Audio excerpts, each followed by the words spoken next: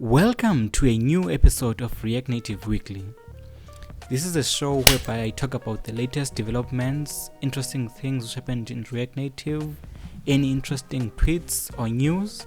So if you're looking forward to anything like that, please subscribe to this channel. I've also linked as well a link to my newsletter if you want to get this through your mail, and enjoy.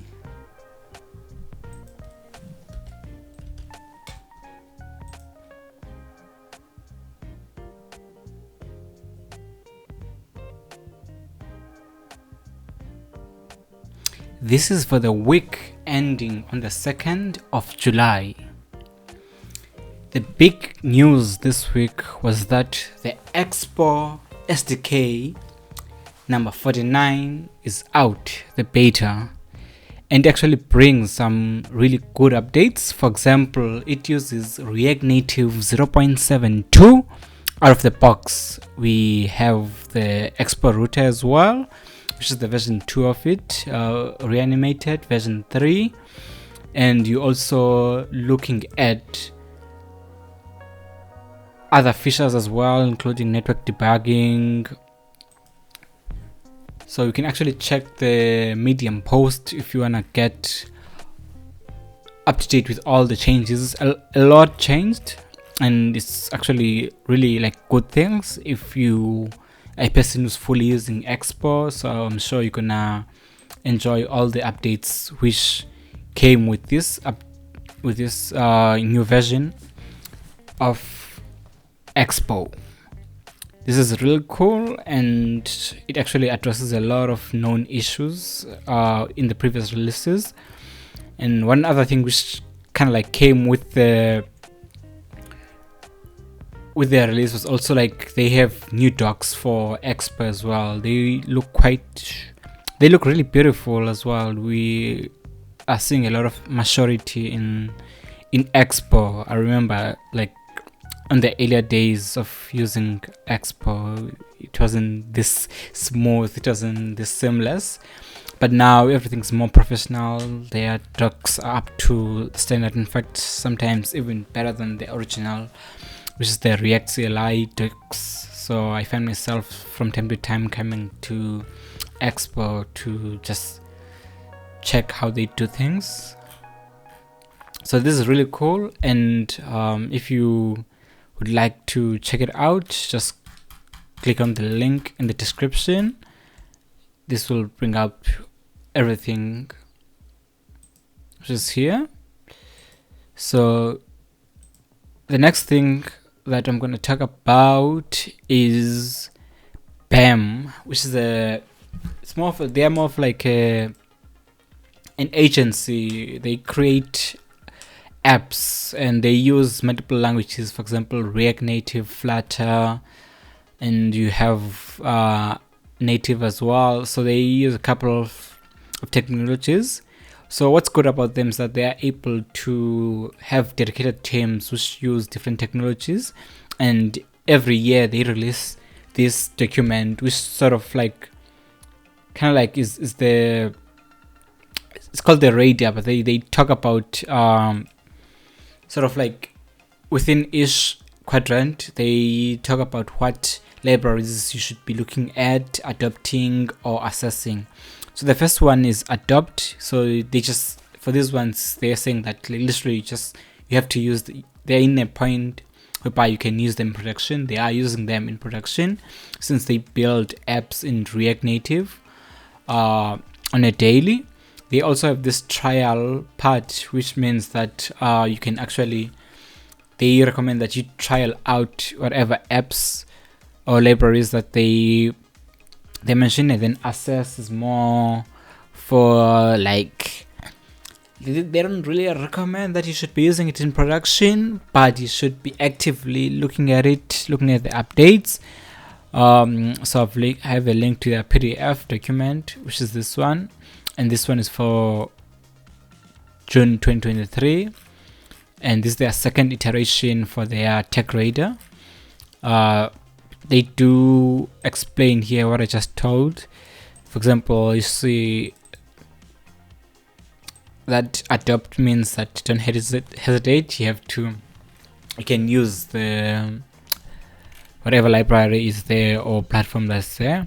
And the biggest winner for React Native is Expo, because they actually explained it better here. We've seen that like Expo has been getting like really significant updates, and the quality of code and the products which are coming out of the apps which are being built with Expo are actually quite good, and you can actually do way more than you can actually think. So they do support that, and they do recommend that you actually just adopt it to your projects. They do also provide a write-up of whatever decisions that they have. So this is quite cool, and I'd recommend that you actually check it out. There's a lot of really good nuggets here, and you can actually see from the quality of the write-up that they know what they're talking about. So I've placed this in the description as well, the document, which is the tech radar, and it starts with React Native and explains the best libraries, platforms, frameworks that you should be looking at, adopting or trialing, or just keep an eye on. So this is really cool, and it's really good for the community.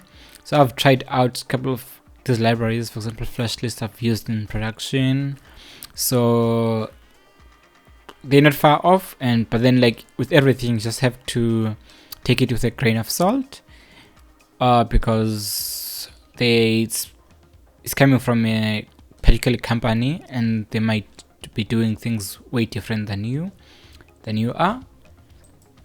Cool. And then the next one that I'm going to talk about is the vision camera. So version 3 is going to be one of the bigger updates to the React Native vision camera library, and it brings a lot of changes and good changes. But we have like some highlights here. So in this RC, we saw some updates when it comes to using TensorFlow with React Native Vision Camera, and we saw some really good examples there. Previously on last week or the week before, we saw some updates with basically just using React Native Vision Camera with Skia, and this time we see really big updates using it with TensorFlow Lite, which is even more powerful than TensorFlow.js. So you can actually do like way more like when it comes to like functionality wise. Previously, if you're using TensorFlow Lite, you have to actually do some native code, but with this update, you actually don't need to be working in native, so you can actually do everything in JS, if I'm understanding this correctly.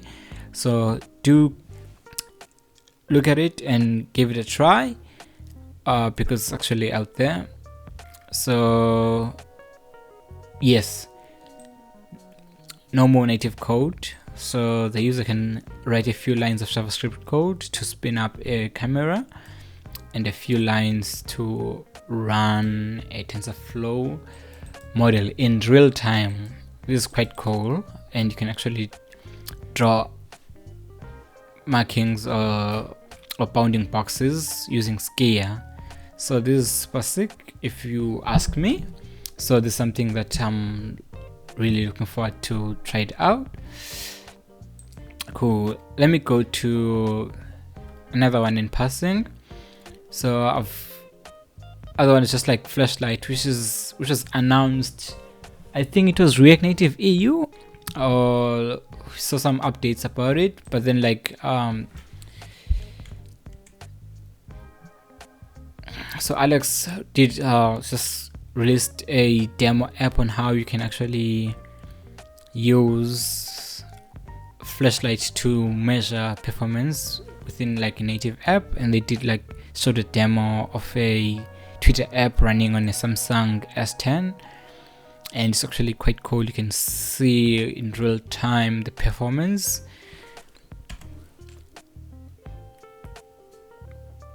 It just seems like Flashlight is getting way better when it comes to measuring performance in apps, React Native, even like Flutter and other native builds. You can actually use Flashlight, but we're more looking at React Native in this case, so that's pretty cool. So to end off this small chat, I'd like to end with the community highlights. The first one I'll like to highlight is this is more of like a Notion page, which is the community map, that's what they call it. So it's basically a summary of all the major things that you probably would be interested in when it comes to React Native, like the big Twitter channels or pages, newsletters, subreddits, podcasts, blogs, conferences, learning resources, and like LinkedIn groups, and like a bunch of things. So some of the bigger channels as well when it comes to React Native. So everything is highlighted in this community map. So I just thought like you might be interested to check it out. So that's why I placed it here. Cool.